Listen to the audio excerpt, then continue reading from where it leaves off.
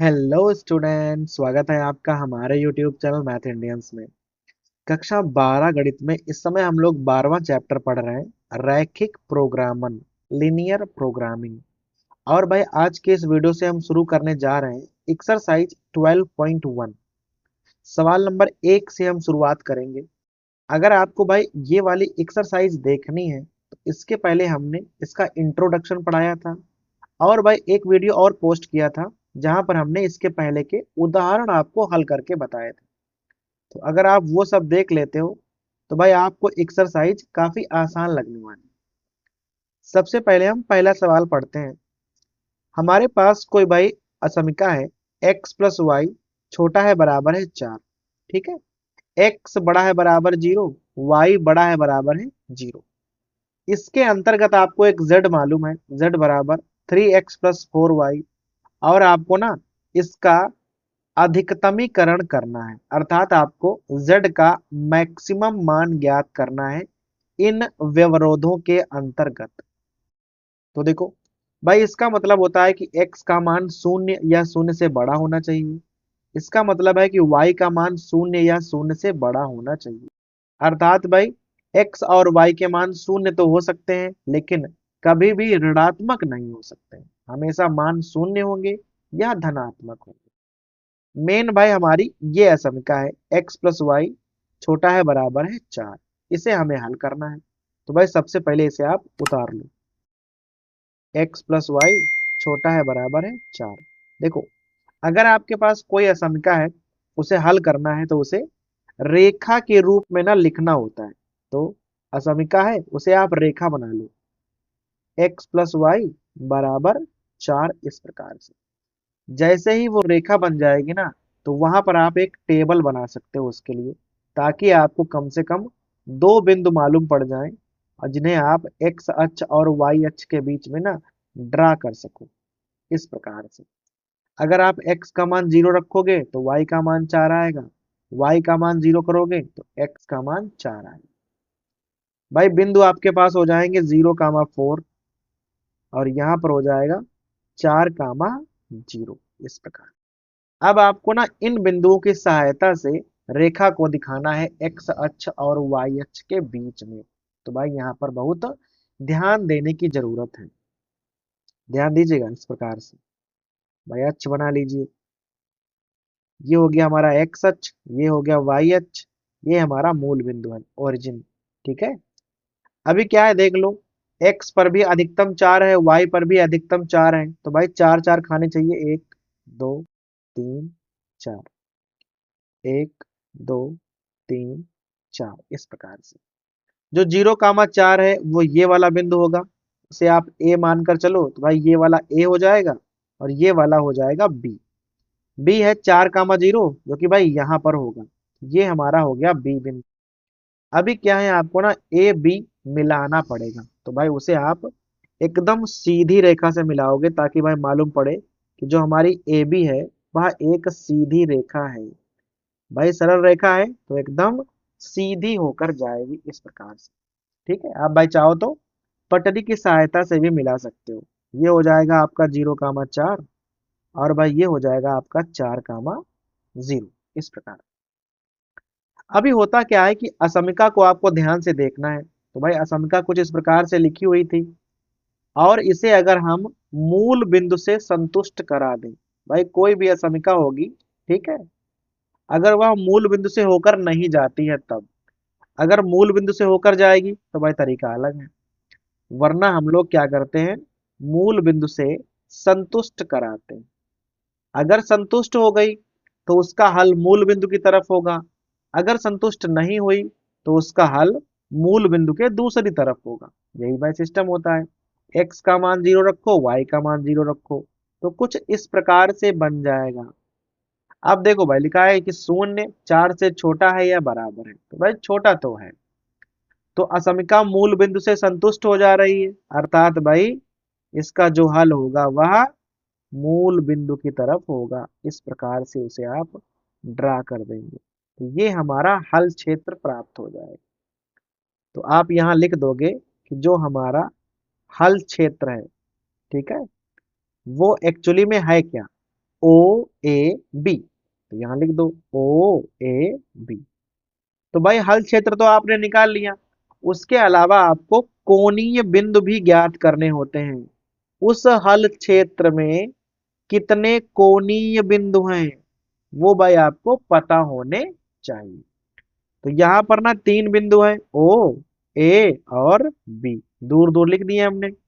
जो हमारा ओ है वह तो मूल बिंदु है, तो 0, 0 हो जाएगा। जो ए है वो 0, 4 होगा, और जो बी है वो 4, 0 होगा। अब भाई देख लो, z का मान जो आपको गिवन वैल्यू है वो है 3x + 4y। हमें करना क्या होता है कि तीनों ही कोणीय बिंदु, जितने भी कोणीय बिंदु हो वहां पर भाई z का मान निकालना है तीनों पर। देखो अगर आप o पे ज्ञात करोगे तो x का मान 0 है, y का मान 0 है, तो यहाँ z का मान 0 हो जाए। x का मान 0 है, y का मान है 4, तो यहाँ z का मान 16 हो जाएगा। x का मान 4 है, y का मान 0 है, यहाँ रखोगे तो z का मान 12 हो जाएगा। तो भाई o पर 0 है, a पर 16 है और b पर 12 है। भाई मेन चीज क्या है कि अधिकतम कहाँ पर है। तो जो हमारा z की मैक्सिमम वैल्यू है वो भाई हमें 16 प्राप्त हो गई। तो हमें z की मैक्सिमम वैल्यू ज्ञात करनी थी, हमें 16 मिल गई है। और भाई पॉइंट कौन सा है, 0, 4 पर प्राप्त हुई है। तो आपको बस यहाँ दो ही चीजें निकालनी होती है। अगर कहेगा मैक्सिमम वैल्यू तो मैक्सिमम वैल्यू निकालो, कभी कभी कहेगा कि मिनिमम वैल्यू निकालो, तो भाई मिनिमम वैल्यू आप निकालो। और वो वैल्यू किस बिंदु पर आई है ये भी आपको भाई ज्ञात करना होता है। तो क्लियर हो गया भाई। तो इस प्रकार के सवाल हमने आपको उदाहरण वाले में और भाई इंट्रो वाले वीडियो में बताए थे। तो अगर आपने वो वीडियो देखा है तो भाई ये सवाल आपको काफी आसान लगा। तो भाई इस प्रकार से ये हो जाएगा हमारा प्रश्न नंबर 1।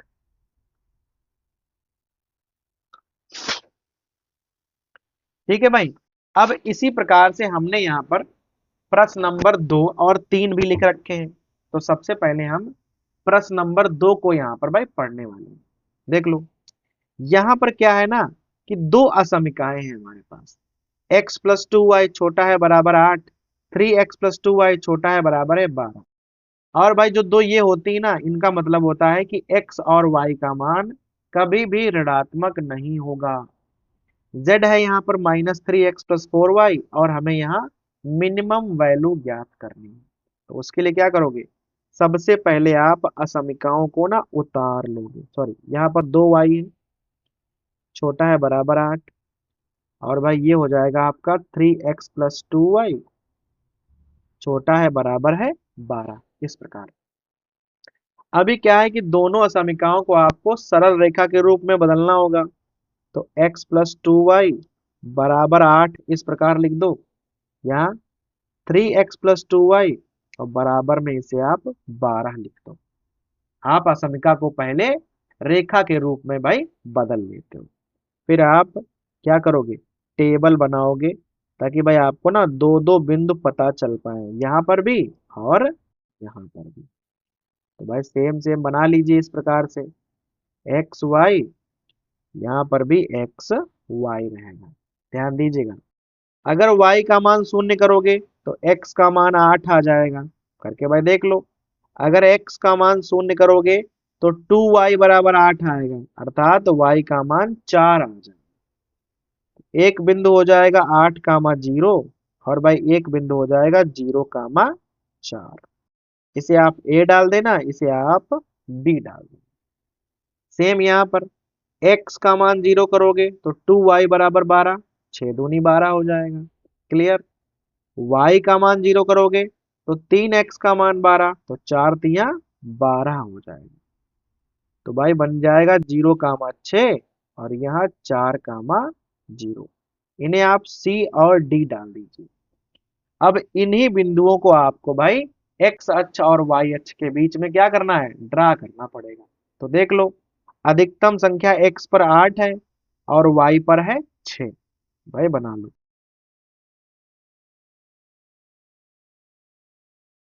इस प्रकार से भाई हमने यहाँ x अक्ष खींच दिया और ये हमारा y अक्ष हो गया। थोड़ा और इसको बड़ा कर लेते हैं इस प्रकार। ये हमारा मूल बिंदु। x पर 8 कर लो। 1 2 3 4 5 6 7 8, इसको भाई मानकर चलते हैं। 1 2 3 4 5 6 खींच लिया हमने। अभी क्या है, सबसे पहले 8, 0, तो भाई ये हमारा 8, 0 हो जाएगा, जिसे हम ए बिंदु मानकर चले हैं शुरुआत में। 8, 0 हो गया। बी है 0, 4, 1 2 3 4, ये वाला हो जाएगा 0, 4, और इसे हमने बी बिंदु माना हुआ है। इन दोनों को भाई आपस में ना मिलाना भी होगा। एक सीधी रेखा द्वारा आपको भाई मिलाना है। बहुत ध्यान से चलेंगे हम लोग, इस प्रकार से जाएगा। ठीक है। और भाई यहाँ पर आप रेखा का नाम भी डालोगे। x+2y बराबर 8 बन गई रेखा। अभी है 0, 6, तो भाई 0, 6 तो ये वाला होगा ना, तो ये हमारा सी बिंदु हो जाएगा। यहाँ पर लिख भी लो कि 0, 6 है, छोटा छोटा लिखेंगे।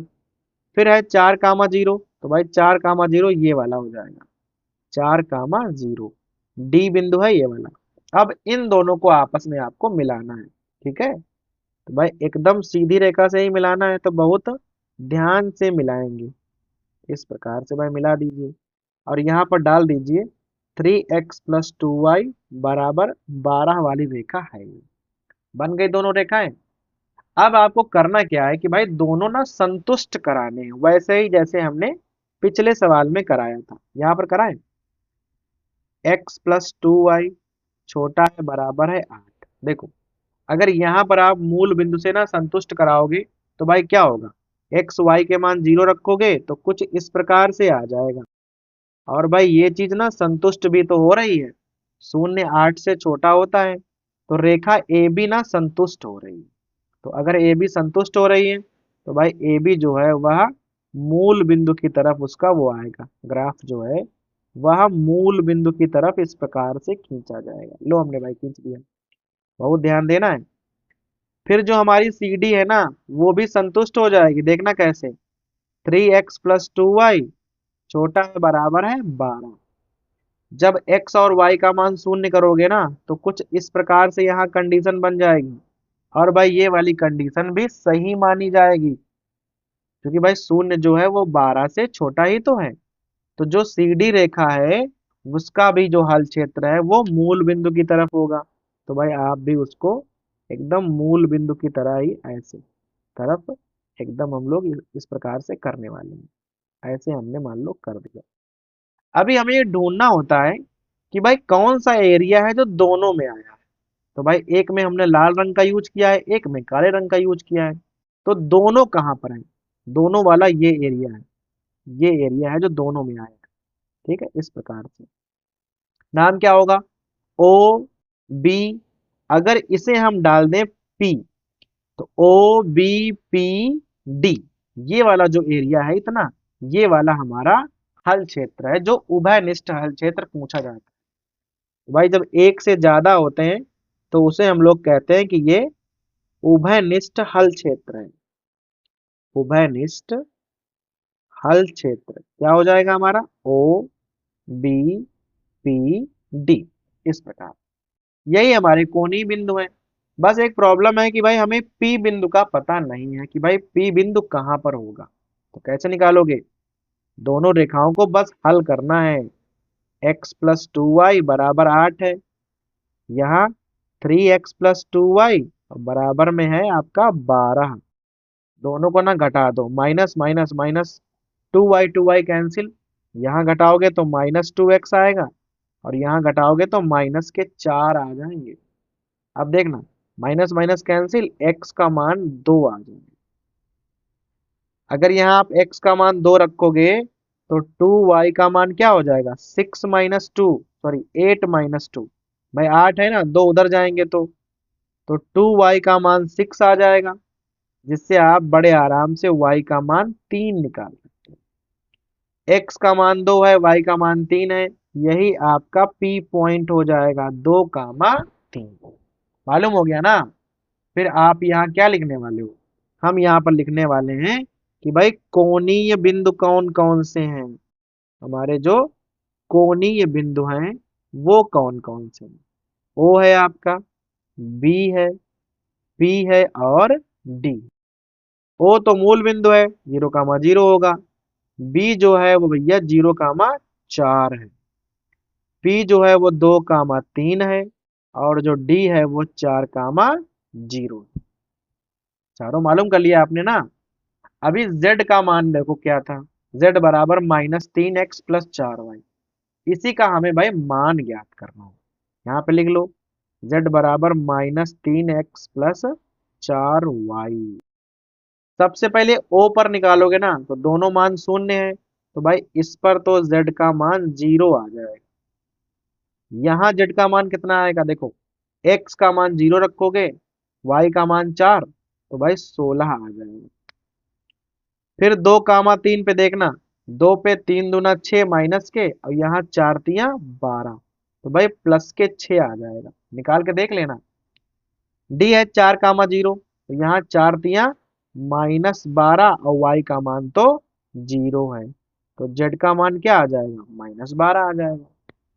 चार वैल्यू प्राप्त हो गई। सबको भाई पता है, देखकर ही जान जाओगे कि ये मैक्सिमम वैल्यू है और ये मिनिमम वैल्यू है। तो आप यहाँ लिखने वाले हो कि जो हमारा z मिनिमम है वो क्या हो जाएगा, -12 वैल्यू आई है हमारी। और कहाँ पर आई है, 4, 0 पर हमें प्राप्त हुई। देखा आपने भाई, कुछ नहीं था सवाल में। अगर आप बिंदु निकालकर इस प्रकार से ये बना लेते हो, और आप उभयनिष्ठ हल क्षेत्र निकालना है, फिर भाई कोणीय बिंदु ज्ञात करने हैं। अगर कोई बिंदु नहीं मालूम है तो उसे हल करके निकालना पड़ेगा। फिर प्रत्येक कोणीय बिंदु पर z के मान निकालने होंगे। फिर जैसा कहे, अगर मिनिमम वैल्यू कहे तो मिनिमम का आंसर लिखो, मैक्सिमम कहे तो भाई मैक्सिमम का आंसर लिख दो। ठीक है। तो भाई इस प्रकार के सवाल काफी आसान हो जाते हैं। बस होता क्या है कि काफी लंबे हो जाते हैं। अगर आप परीक्षा में लगाओगे तो भाई कम से कम ना 2 पेज में जाने वाला है। भाई दूसरा समझ में आ गया। अगर आ गया हो तो भाई हम लोग तीसरे पे चल सकते हैं। देखो, यहाँ पर भी हमारे पास दो ही असमिकाएं हैं। 3x + 5y छोटा है बराबर है 15। 5x + 2y छोटा है बराबर है 10। भाई इन दोनों का मतलब होता है कि x और y के मान ऋणात्मक नहीं हो सकते, या तो 0 होंगे या धनात्मक। ठीक है। z का मान है 5x + 3y, और हमें यहाँ पर z की मैक्सिमम वैल्यू ही ज्ञात करनी है। ठीक है। तो एकदम सवाल नंबर 2 की तरह ही है। तो भाई क्या करेंगे, सबसे पहले दोनों को ऐसे उतारेंगे। 5x + 2y छोटा है बराबर है 10। फिर इन्हें हम लोग रेखा के रूप में भाई बना लेंगे। तो जहां पर बड़ा बराबर या छोटा बराबर लगा हो वहां पर आप केवल बराबर रखेंगे, बाकी सब कुछ गायब हो जाएगा। तो भाई वो रेखा बन जाएगी। रेखा बन जाएगी ना, तो आप इस प्रकार से टेबल बना के ना कम से कम 2 बिंदु तो निकालिए ही निकालिए दोनों में, तभी जाकर आप भाई ग्राफ बना पाएंगे। इस प्रकार से हमने यहाँ पर एक्स वाई लिख दिया है। अब देखना, सॉरी भाई, यहाँ पर 15 है, 10 लिख गए हमसे गलती से। यहाँ पर कितने हैं भाई, 15 हैं। आप ध्यान दीजिएगा, अगर हम x का मान 0 करते हैं तो 5y का मान 15 हो जाएगा, और 5 तियां 15। अगर y का मान 0 करते हैं तो 3x का मान 15 हो जाएगा, और 5 तियां 15। लो बिंदु मालूम हो गए, 0, 3, और यहाँ हो जाएगा 5, 0। इसे आप a मान लो, इसे आप b मान लो। यहाँ पर आ जाओ, x का मान 0 करोगे ना तो 2y बराबर 10 आ जाएगा, तो y का मान आ जाएगा 5। y का मान 0 करोगे तो 5x बराबर 10 आ जाएगा, और मान आ जाएगा 2। तो यहाँ हो जाएगा आपका 0, 5 और 2, 0। सी और डी इन्हें डालकर चलो। अब आपको एक्स अक्ष और वाई अक्ष के बीच भाई इन्हें ड्रा करना होता है। ठीक है। इस प्रकार से भाई हम लोग अक्षों को खींच लेंगे। ये हो गया एक्स, ये हो गया वाई, ये हमारा मूल। हम लोग केवल एक ही चतुर्थांश बनाते हैं, क्योंकि हमें एक्स और वाई दोनों के प्लस वाले मान लेने होते हैं। ठीक है। देख लो x पर अधिकतम मान 5 है और y पर भी 5 ही है। तो 1 2 3 4 और भाई थोड़ा और बड़ा कर लेते हैं, तो यहाँ पर आएगा 5 मान। ऐसे ही 1 2 3 4 5। अब देखना 0 3 तो y अक्ष पे होगा, तो ये हमारा ए वाला बिंदु क्या हो जाएगा, 0 3 हो जाएगा। बी है 5 0, तो ये वाला हो जाएगा हमारा 5 0, जिसे हमने बी किया हुआ था। अभी दोनों को मिलाना पड़ेगा ना, तो एकदम दूर से खींचेंगे तो भाई उससे क्या होता है, रेखा एकदम सीधी जाती है। ऐसे हमने रेखा खींच ली। आप भाई चाहो तो इस पर रेखा का नाम भी डाल सकते हो कि 3x + 5y बराबर 15 वाली रेखा है ये। फिर सी और डी पे आ जाओ। 0 5 तो हमारा ये हो जाएगा, तो ये सी है हमारा 0 5 और डी है 2 0, 2 0, ये हमारा डी हो जाएगा। भाई इन दोनों को मिला लो, ठीक है। अभी ऐसे मिलाएंगे हम लोग, इस प्रकार से ऐसे आप मिला दीजिए। ये हो जाएगा 5x + 2y बराबर में 10। अब यहाँ पर ना आप एक चीज ध्यान दीजिएगा, संतुष्ट कराने वाला खेल चलेगा वैसे ही। तो 3x + 5y छोटा है बराबर है 15। अगर आप इसे संतुष्ट कराओगे ना मूल बिंदु से, तो कुछ इस प्रकार से बनेगा। और अगर ऐसे बनेगा तो ये संतुष्ट हो जाएगी। अगर ये संतुष्ट हो जाएगी तो इसका हल मूल बिंदु की तरफ होगा। अर्थात जो रेखा ए बी है उसका हल क्षेत्र जो है वो मूल बिंदु की तरफ है। तो उसे आप कुछ ऐसे ड्रा करोगे, जैसे भाई हमने किया है, मूल बिंदु की तरफ। फिर इस पर आ जाओ। 5x + 2y बराबर में लिखा है 10, सॉरी इस प्रकार से लिखा जाएगा, छोटा है बराबर है 10। मूल बिंदु से संतुष्ट कराओगे तो ऐसे बन जाएगा। और भाई यहाँ पर भी असमिका संतुष्ट हो जाएगी। अगर संतुष्ट हो जाएगी तो ये भी मूल बिंदु की तरफ ही भाई रंगी जाएगी। तो हम इसे इस प्रकार से छायांकित करेंगे, इस प्रकार ऐसे। फिर आपको ढूंढना होता है कि भाई दोनों में कॉमन एरिया क्या मिल रहा है। तो ये वाला जो एरिया है, ये वाला इतना, ये वाला जो एरिया है ना ओ ए, और इस बिंदु को हम P मान लेंगे, D। तो ये हमारा कॉमन एरिया है जो दोनों में मिलता है। यहाँ आप लिखोगे उभयनिष्ठ, जो हमारा उभयनिष्ठ हल क्षेत्र है वो क्या हो जाएगा, ओ ए पी डी। बाकी सब आपको मालूम है पर आपको P मालूम नहीं है, तो भाई P तो आपको निकालना पड़ेगा।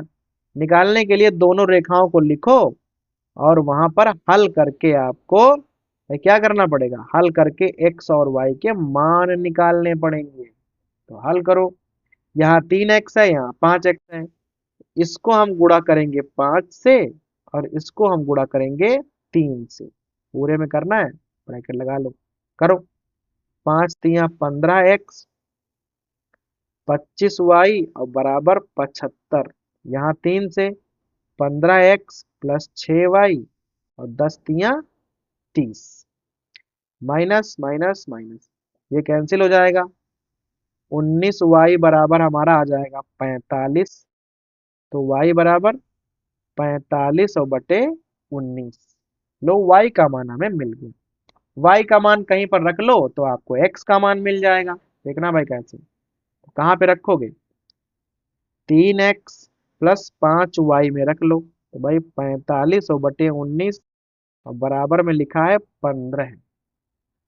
तो 3x बराबर देखना 15 माइनस 45, पंचे हो जाएंगे 225 और बटे 19। अब आपको गुणा करनी है 15 और 19 की। देखो तो 19 ना एलसीएम ले लो आप, ठीक है। 15 दूनी 300 होते हैं और 15 घटाओगे तो 285 माइनस 225। यहाँ पर ना 60 आएंगे घटाने पर। जैसे आप 3 से भाग करोगे ना तो 20 आ जाएगा, 20 बटे 19। x का मान है 20/19, y का मान है 45/19। तो यहाँ से आप ना आराम से p का मान निकाल सकते हो। क्या हो जाएगा? 20/19 कामा 45/19, इस प्रकार से। अब भाई क्या करना है आपको ना, कोणीय बिंदु लिखने हैं। तो भाई देख लो, तो कोणीय बिंदु आपके पास हैं कितने? तो भाई यहाँ पर भी ना 4 ही बिंदु हैं। O है, A है, P है और D है। भाई O है हमारे पास 0,0, A है हमारे पास 0,3, P तो ये वाला हो जाएगा 20/19 और कामा 45/19, और D हो जाएगा 2,0। और जो Z है ना, वो है 5x+3y, और इसका मैक्सिमम मान ज्ञात करना है। O पर Z का मान हो जाएगा 0, A पर कितना हो जाएगा ध्यान देना, x का मान 0, y का मान 3, तो 3 3 9 हो जाएगा। ठीक है। D पर निकाल लो पहले, P पर आखिरी में निकालेंगे। x का मान 2 है तो 5 दूनी 10, क्योंकि y का मान तो 0 है। यहाँ पर बहुत ध्यान देना, x का मान है 20/19, 5 से गुणा करना है, तो 20 पंचे 100 आ जाएगा, 100/19 प्लस y का मान है 45/19, 30 से गुणा करोगे 45 तिया 135/19, तो भाई जोड़ दोगे ना तो आ जाएगा 235/19। और भाई चारों जो हमारी वैल्यू प्राप्त हुई है ना, उसमें यही वाली मैक्सिमम वैल्यू है। तो जो हमारा Z मैक्स प्राप्त होगा ना, वो क्या हो जाएगा? 235/19। और ये प्राप्त कहाँ पर हुआ है? ये प्राप्त हुआ है 20/19 कामा 45/19 वाले बिंदु पर। और भाई यही आपका ना आंसर हो जाएगा। ठीक है। तो भाई तीनों ही सवाल एक ही जैसे थे। बस क्या करना था कि आपको जितनी भी असमिकाएं मालूम है, उन्हें आप पहले रेखा में बदलो, बिंदु निकालो, ड्रा करो, और भाई कोणीय बिंदु निकालो, और उन पर सब पर z के मान निकालो, आपको आंसर मिल जाएंगे। तो भाई ये हो जाएंगे हमारे प्रश्न नंबर 1, 2 और 3।